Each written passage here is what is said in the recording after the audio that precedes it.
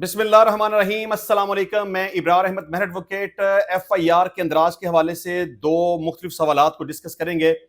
Number one तो ये कि क्या वकूआ हो जाने के बाद कोई पुलिस ऑफिसर जब उसके पास अंदराज मुकदमा की एप्लीकेशन आ जाए तो वो FIR करने से इनकार कर सकता है कि नहीं कर सकता। लेकिन अगर वो FIR का अंदराज करने से इनकार कर दे तो इस सूरत में क्या करना चाहिए।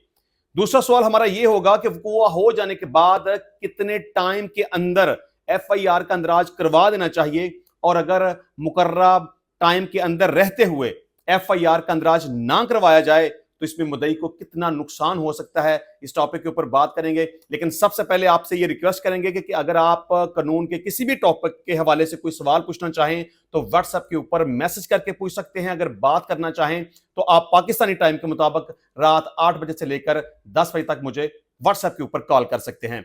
अच्छा जी, हमारा सबसे पहला सवाल यह है कि क्या कोई पुलिस ऑफिसर FIR का अंदराज करने से इनकार कर सकता है, नहीं कर सकता, और अगर इनकार करे तो इस सूरत में क्या करना चाहिए। देखिए, इस हवाले से कानून बहुत क्लियर है कि जब भी किसी शख्स के साथ कोई किसी किस्म का कोई वकूआ हो जाए या कोई भी दूसरा शख्स किसी वकूए को देखे तो उसका फर्ज बनता है कि वह फौरी तौर पर अपने मुतलका पुलिस स्टेशन में जाए, वहां जाके एक अंदराज मुकदमा की एप्लीकेशन दे और FIR का अंदराज करवा दे। और स्टेशन हाउस ऑफिसर यानी कि थाने का जो SHO है वो इस बात का कानूनी तौर पर पाबंद है कि हर सूरत में जो उसके पास एप्लीकेशन आएगी उसने उसके ऊपर FIR का अंदराज करना है। वो FIR के अंदराज से इनकार नहीं कर सकता।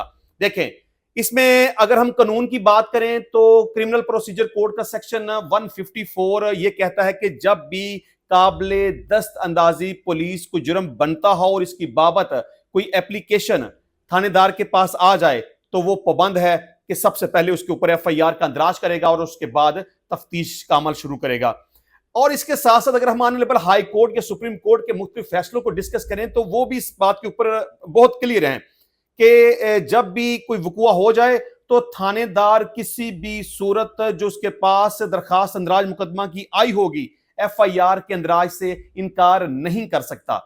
लेकिन अब यहां दूसरा एक सवाल पैदा होता है कि चले जी, वकूआ हो गया, एप्लीकेशन भी मुतलका थाने में जमा करवा दी गई, लेकिन इसके बावजूद भी अगर कोई पुलिस ऑफिसर FIR का अंदराज नहीं करता तो फिर क्या करना चाहिए। देखिए, इसमें दूसरा तरीका आपको यह इख्तियार करना चाहिए कि फौरी तौर पर एक अंदराज मुकदमा की एप्लीकेशन SP कंप्लेंट सेल के पास जमा करवाएं और अपनी एप्लीकेशन के अंदर यह लिखें कि मैंने अंदराज मुकदमा की एक दरखास्त मुतलका थाने के SHO को दी थी, लेकिन मेरी दरखास्त के ऊपर FIR का अंदराज नहीं किया गया। तो अगर तो आपकी दरखास्त के मंदरजात के मुताबिक जुर्म काबिले दस्त अंदाजी पुलिस बनता होगा तो डेफिनेटली आपकी FIR का अंदराज हो जाएगा। SHO भी इनकार नहीं कर सकता, इनकार करे तो SP कंप्लेंट सेल के पास जाएं, वो भी इनकार नहीं कर सकता। लेकिन इसके बावजूद भी अगर आपकी दरखास्त के ऊपर FIR का अंदराज नहीं होता तो फिर आपके पास अगला फोरम होगा जस्टिस ऑफ पीस, यानी कि हर जिले के अंदर जो एक सेशन जज साहब बैठे होते हैं उनके पास जस्टिस ऑफ पीस के इख्तियारात मौजूद होते हैं। आप जब भी वहां पे एक पिटीशन फाइल करने लगे, आप बराह रास्त भी पिटीशन फाइल कर सकते हैं, बदरिया वकील भी फाइल कर सकते हैं। आपने अपनी पिटीशन के अंदर जो भी आपके साथ वकूआ हुआ या आपने जो कोई वकूआ देखा उसकी कहानी बयान करेंगे, और उसके साथ साथ आप ये भी लिखेंगे कि मैंने अंदराज मुकदमा की एक एप्लीकेशन मुतलका थाने के SHO को दी थी, लेकिन मेरी FIR का अंदराज नहीं किया गया। मैंने SP कंप्लेंट सेल को भी दी थी, लेकिन फिर भी मेरी बात नहीं सुनी गई। जो आपने SHO को एप्लीकेशन दी होगी या जो आपने SP कंप्लेंट सेल को एप्लीकेशन दी होगी, उस एप्लीकेशन की एक कॉपी आपने अपनी उस पिटीशन के साथ अटैच करनी है। इसके साथ साथ जो आपने दरखास्त दी होगी उसकी एक रसीद भी आपके पास होगी, वो भी आपने अपनी पिटीशन के साथ अटैच करनी है। तो डेफिनेटली इस प्रोसेस के ऊपर अमल करके आप आसानी के साथ अपनी FIR का अंदराज करवा सकते हैं। अच्छा, यहां पे एक दूसरा सवाल यह पैदा होता है कि वकूआ हो जाने के बाद कितने टाइम के अंदर रहते हुए FIR का अंदराज करवा देना चाहिए, और अगर स्पेसिफिक टाइम के अंदर रहते हुए या जल्दी FIR का अंदराज ना करवाया जाए तो मुद्दई को क्या नुकसान हो सकता है। देखिए, बात हमेशा याद रखें, जब भी आपके साथ किसी किस्म का कोई वकूआ सरजद हो जाए या आपने कोई वकूआ अपनी आंखों से देख लिया हो तो आपका फर्ज बनता है कि जितनी जल्दी मुमकिन हो सके, वक्त जाया नहीं करना, मतलब कि आप ये नहीं कह सकते कि चले कोई बात नहीं, पहले हम ये काम कर लें, फिर वो काम कर लें, फिर तसल्ली से थाने में जाएंगे, वहां जाके दरखास्त देंगे, एफआईआर का अंदराज करवाएंगे। बिल्कुल नहीं ऐसा करना। जब भी कोई वकूआ हो जाए तो बगैर वक्त जाया किए जितनी जल्दी मुमकिन हो सके थाने में जाना है और अपनी एफआईआर का अंदराज करवाना है। क्योंकि अक्सर लोग लापरवाही करते हैं तो उनको फिर खमियाजा भुगतना पड़ता है। नतीजा क्या निकलता है? अगर एक दिन लेट हो जाए या 2-4 दिन लेट हो जाए, बल्कि यहां तक कि अगर चंद घंटे भी लेट हो जाए तो अदालतें उनको शक की नजर से देखती हैं।